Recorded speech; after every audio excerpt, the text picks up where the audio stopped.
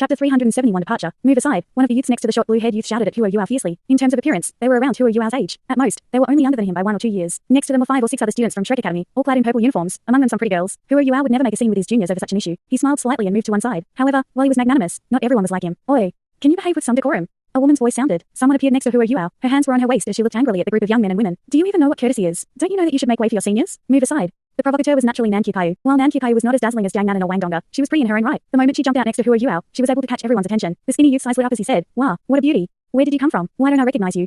Huo Yuao and his entourage were not wearing the uniform of Shrek Academy, so naturally, they were regarded as outsiders. Nan Qiukai said angrily, "Cut the crap. Move aside. If not, I'll beat you up so badly your own mother won't recognize you." The skinny youth was stunned. He mumbled, "This babe is feisty indeed. Boss, what should we do?" The youth with the blue hair, who was evidently their leader, frowned and said helplessly, "It's fine. Real men don't fight with women." As he said that, he moved to the side as he tried to walk past Nan Qiukai. However, Nan Qiukai did not give up so easily. She grabbed his arm and said, "Are you insulting women?" "I." The blue-haired youth was perplexed as he said, "How did I insult women?" As he said that, he shrugged his shoulders slightly, and all Nan Qiukai felt then was that she was grabbing onto a chunk of soft clay. Her hand slid free, and her target slipped out of her grasp. "Wow. You still dare to resist?" Her eyes glinted, and energy started to pulsate from her body. 2 yellow, 2 purple, and 1 black ring, 5 in total, rose from underneath her feet. Her powerful aura dominated the entire area. "Soul King!" The skinny youth exclaimed in shock. He could not help but take a few steps back. This are he here as a Soul King. Huo Yuao slapped his forehead. We're in trouble now. Indeed, when she heard him call her an auntie, Nan Qiukai, whose intentions were more playful than malicious, blew her top. She glared at the skinny youth so intently the veins on her forehead could be seen. Fire blazed in her eyes as she added, word by word, "Who are you calling auntie?" Nan Qiukai was only 20 years old. While she had a nice body, how could any woman not care about her age? When she heard that, she was naturally enraged. The skinny youth was a natural-born troublemaker. He did not appear to be afraid of trouble as he said, sticking his neck out, "I'm calling you auntie, you big-breasted bimbo. So what if you're a Soul King? If you want to show off in front of Shrek Academy, don't cry if I beat you up so badly your own mother won't even recognize you." I'm going to kill you." The ruby dragon appeared above Nan Qiukai's forehead. If not for Yugi, who was holding her back, she would have already rushed forward. "See, even you admit that you're old." The skinny youth said, "Without a care in the world. Be kind with your words, Junior," said Huo Yuao. He noticed that Nan Qiukai was on the verge of exploding, and so had no choice but to intervene. As he said that, he stood in front of Nan Qiukai. The skinny youth was just about to retort, but then saw the clear light in Huo Yuao's eyes. His eyes glazed over as he said, "Oh," including the blue-haired youth. The entire group of grade 4 students from the outer courtyard all felt as if Huo Yuao's warm gaze was staring straight at them. Their brains were all in a complete mess. "Move aside." "Okay." The group of young men and women all moved aside. Huo Yuao turned around and dragged Nan Qiukai into the academy with everyone else. "Why are you dragging me? I'm going to kill them all. They dared to call me an auntie. Am I that old?" Nan Qiukai was about to rush back outside, but the hand Huo Yuao was grabbing her with felt as solid as gold. No matter how much she struggled, she could feel a powerful energy coming from his hand, making her soul power and spiritual power tremble. There was no way she could break free of him. "If you continue to cause trouble, you don't need to come with us anymore. Stay at the Tang Sect," intoned Huo Yuao. As she looked at his serious expression, Nan Qiukai suddenly felt a sense of fear rising in her heart for no apparent reason. The anger in her heart was a fire that was just now doused by cold water. She became much calmer. All right. There's no need to be so fierce." Nan Qiukai's tone dipped. Huo Yuao let go of her hand, smiled thinly at her, and said, "Am I that fierce? Let's go. We're going to see God's Island." Shu Sanchi walked behind them as he said in a bored tone, "So boring. If they really fight, wouldn't that be a sight?" Qiukai is a hot little chili. Indeed. What a volatile personality. Hikaiju smiled slightly and said, "Screw that. You should stop causing trouble, too. Let's go." Shu Sanchi chuckled and said, "We're all youths, and should behave as such. Brother G, am I right? Go."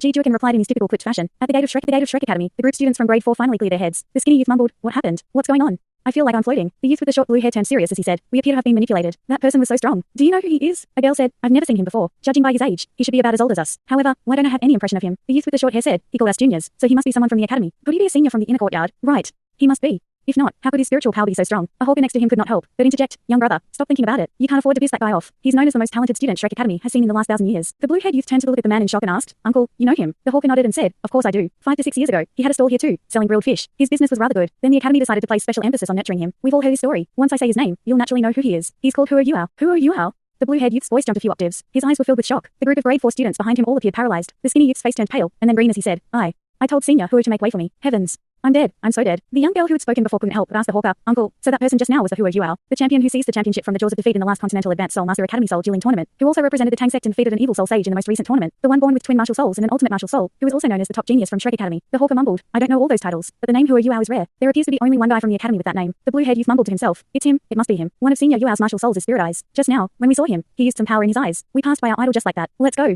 We must apologize to our senior." As he said that, he turned and ran in the other direction. The others followed him. However, when they reached the shore of the Sea God's Lake, they could not see anyone from the Tang Sect. All they saw was a few small, black dots stepping onshore in the middle of the lake. The blue-haired youth sighed and muttered, "We missed our chance. We really missed our chance." Huo Yuao naturally did not know about how his juniors reacted to the discovery of his identity. Now, he was back with his companions on Sea God's Island. Every time he returned, he would sense a warm feeling that made him happy. However, it was different this time, because someone was missing. At the Sea God's Pavilion, Huo Yuao did not enter straight away. Instead, he knelt in front of the blooming golden tree and kowtowed 3 times. It was his way of honoring Elder Mu. "Teacher, I'm back. I think I found the path that you talked about." Huo Yuao mumbled softly. A clear gust of wind blew, and the tree leaves on the golden tree danced. The tree emitted a faint compassionate aura. "Get up. Have you recovered?" Elder Sun's voice rang out from the Sea God's Pavilion. Huo Yuao stood up and said respectfully, "Yes. Hello, Elder Sun." Elder Sun replied, "Come in." Not everyone could enter the Sea God's Pavilion. Bei Bei and Shu Sanchi naturally knew this rule. Nan Qiukai and Yugi, who were not as familiar with the rules of Shrek Academy, were brought to wait at one side. Huo Yuao entered the Sea God's Pavilion alone. Elder Sun sat at the head of a long table. He was not alone. The other elders of the Sea Gods Pavilion, including Janglasun, were all present. There was only one empty chair. Elder Sun nodded at Hua Yuao and said, when you were undergoing your closed-door cultivation, Bei took over your spot temporarily. Now that you're back, please take up your seat once more. Yes, Hua Yuao replied respectfully. He bowed to the other elders before walking to the seat at the table and sitting down. He lowered his head slightly, appearing extremely respectful. Elder Sun looked at him and said, Yuao, you've grown. After Donga got into trouble, I was afraid that you might not recover from it. Now, I see that you've managed to hold yourself together. Your powers have improved greatly, too. Very good.